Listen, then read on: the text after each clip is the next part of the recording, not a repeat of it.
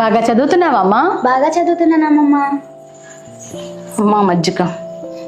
ఏంటమ్మా ఆయన అడుగుతా ఉన్నారు, ఆయన రాడు పెట్టడు, ఎందుకు ఆయన అడగటం దండగా మీరు? అంటే ఆయన ఏ పండక్కి రాడానే? అదేంటమ్మా నువ్వు నా మీద కోపడుతున్నావు? అదేంటి, కనీసం నువ్వైనా గట్టిగా చెప్పాలి కదా. ఏంటి మా అమ్మనా? నువ్వు నోరు మూస్తుందిలే గాని మీ నాన్నగారు మాట్లాడతారు, నువ్వు మాట్లాడకు. చాలే మజ్జిగ తాగిబ్బు.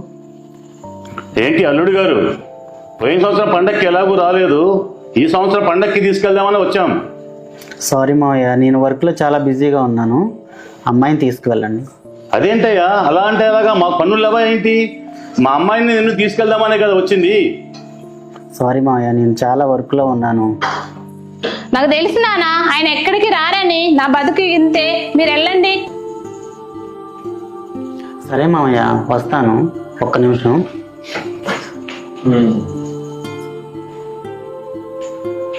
చూసావా మీ నాన్నగారు ఎలా ఒప్పించారు? అవునమ్మా, చాలా హ్యాపీగా ఉంది నాకు.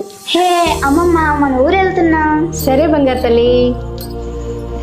హలో ఏమండి, మీ అల్లుడి గారు ఇంటి కోసం లోన్ తీసుకున్నారు, నెలకి ఈఎంఐ 30,000 కట్టాలి, మీరు కడతారు? అడగమన్నాడు మిమ్మల్ని.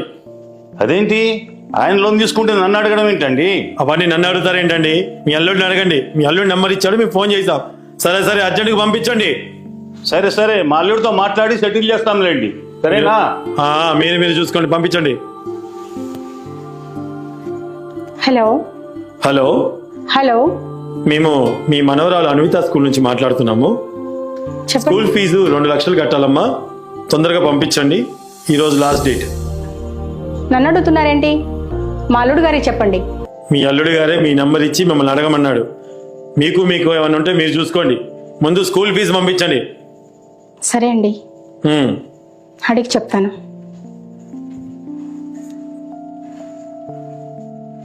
హలో హలో, గోల్డ్ లోన్ 40,000 కట్టాలమ్మా, త్వరగా పంపించండి.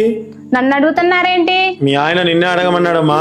నన్ను అడగమన్నారా? అవును, మా ఆయన వచ్చాక చెప్తాలేండి. త్వరగా పంపించండి. మామయ్య గారు బయలుదేరదామా? ఏంటి బయలుదేరేది? ఈ హౌసింగ్ లోన్ ఈఎంఐ కట్టలేదంట, ఇది నన్ను కట్టమని చెప్పావట, ఏంటి? అదేంటి అల్లుడు గారు, మనవరాలు ఫీజు కట్టమని నాకు కాల్ చేశారేంటి? గోల్డ్ లోన్ కట్టమని నాకు ఫోన్ చేశారేంటి? మరి ఎవరు కట్టాలి? ఎవరు కడతారు? ఆడవాళ్ళు కడతారా? ఇంటికి మగాడివి నువ్వు కట్టాలి కదా. కాదా, మీ అందరూ నా వాళ్ళే కదా, కడితే ఏమైంది? ఎలా కడతామయ్యా? మీరు చేసిన అప్పులన్నీ మేము కట్టుకుంటూ కూర్చుంటావా? మా బాధ్యతలు మాకు ఉండవా? వా, ఇదేం సోద్యం? స్కూల్ ఫీజు కట్టమని నాకు కాల్ చేయటం ఏంటి? టైం ఫీజు కట్టాలని మీకు తెలీదా? నన్ను ఈఎంఐ కట్టమంటే నేను ఎక్కడ తెచ్చి కట్టానండి? ఇవన్నీ మీరు కట్టలేనప్పుడు పండక్కి నన్ను బలవంతంగా తీసుకెళ్లే హక్కు మీకు ఎక్కడి నుంచి వచ్చింది? అంటే అల్లుడిగా నిన్ను పండక్కి రమ్మన్నందుకు ఈఎంఐలన్నీ కట్టుకుంటూ కూర్చోవాలా? అంతేగా మామయ్య గారు. ఏంటండి అల్లుడు గారు, ఈ దేశంలో ఉద్యోగం మీరే చేస్తున్నారా, ఇంకెవరైనా చేస్తున్నారా? పండక్కి రమ్మని పిలిచినందుకు ఎప్పుడు పోలేంటి? దేవుడా, ఇన్ని అప్పులు చేశారా? నా పరువంతా పోయింది. అవును అల్లుడు గారు, మా అమ్మాయికి ఇలాంటి పరిస్థితి తీసుకొచ్చావేంటి? సరే, నేను ఒకటి చెబుతాను వినండి. నేను డబుల్ బెడ్రూమ్ వెళ్ళి కొందాం అనుకున్నా మామయ్య, మీ అమ్మాయి ఏముందో అడగండి. డబుల్ బెడ్రూమ్ లో నేను ఉండడం ఏంటి? విల్లా కొంటే విల్లు ఉంటది. అదే మామయ్య, హౌస్ లోను. ఏదో నాకు తగ్గట్టు పాపని చిన్న స్కూల్లో చదివిద్దాం అనుకున్నా, అందుకు మీ అమ్మాయి ఏముందో అడగండి అత్తయ్య. నా ఫ్రెండ్ పిల్లలు చదివే స్కూల్లో చదివిద్దామని అన్నాను.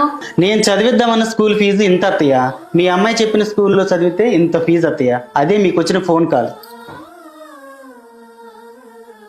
ప్రమోషన్ వచ్చింది కదా అని ఏదో చిన్న చేంజ్ చేపిద్దామని అనుకుంటే మీ అమ్మాయి ఏం తీసుకొచ్చిందో అడగండి అత్తయ్య.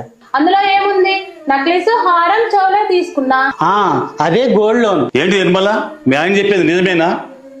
మీ అమ్మ కూడా నీలాగే చేసుంటే మీ నాన్న అప్పుల పాలయ్యేవాడు. పులిని చూసి నక్క వాత పెట్టుకున్నట్టు ఎదుటి వాళ్ళు ఎలా ఉన్నారో వెంటనే వాళ్ళలాగా ఉండాలనుకోవటం చాలా తప్పమ్మా. అలా చేస్తే సంసారాలు నిలబడవు. ఇంతకాలం తప్పంతా మా అల్లుడిదే అనుకున్నాను, కానీ మా పెంపకం తప్పని ఇప్పుడు తెలుసుకున్నానమ్మా.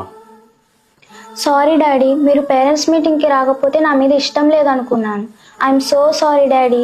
నువ్వు నాకు సారీ చెప్పడం ఏంటి తల్లి, నువ్వు నా బంగారు తల్లివి. ఏమండి, ఇదంతా నా వల్లే జరిగిందండి, మిమ్మల్ని అర్థం చేసుకోలేకపోయానండి, నన్ను క్షమించండి. లే నిర్మల, మన ఇద్దరి మధ్య ఇవన్నీ ఎందుకు? నా కూతురు క్షమాపణ అడగడంలో తప్పే లేదయ్యా, నా కూతురు చేసింది తప్పే. జీవితంలో ఎదగాలనుకోవడం తప్పు కాదమ్మా. ఒకేసారి ఆకాశాన్ని అందుకోవాలనుకోవడం చాలా తప్పు. దానివల్ల ప్రమాదం కూడా అమ్మా. భర్తను అర్థం చేసుకోవడం ఒకటే కాదమ్మా, భర్త సంపాదన ఏంటి, మన ఖర్చు ఏంటో ఆలోచించుకొని నడుచుకోవాలి. కూర్చొని తింటే కొండలైనా కరిగిపోతాను సామెత ఊరికే రాలేదమ్మా. పెద్ద చదువు చదువుకున్నాం, ఏదో ఒక ఉద్యోగం చేసుకుని సాఫీగా ఉండొచ్చు కదా. చూడమ్మా నిర్మల, ఆశ అనేది ప్రతి మనిషికి సహజంగా ఉండాల్సిందే. అది మనిషి ఎదుగుదలకు తోడ్పడే విధంగా ఉండాలి కానీ వేరే విధంగా ఉండకూడదమ్మా. నీ సంసారాన్ని చక్కగా సర్దిద్దుకో తల్లి, జాగ్రత్తగా ఉండండి. అదేంటమ్మా, మా తల్లిదండ్రులు అయ్యుండి అల్లుడు గారికి సపోర్ట్ చేస్తున్నారు అనుకుంటున్నావా? అల్లుడు గారు కూడా ఒక తల్లి కన్న బిడ్డే కదమ్మా. తప్పులు తప్పు అని చెప్పినప్పుడే నిజమైన తల్లిదండ్రులు అనిపించుకుంటావమ్మా. పండక్కి నా మనవరాల్ని ముందే తీసుకెళ్తాను, మీరు వీలు చూసుకొని రండమ్మా. అల్లుడు గారు, మీరు పండగకి రాకపోయినా మేమే వస్తాం. మనమంతా ఎక్కడ కలిస్తే అక్కడే పండగ, అప్పుడే పండగ. ఏమంటావు? అలాగేనండి.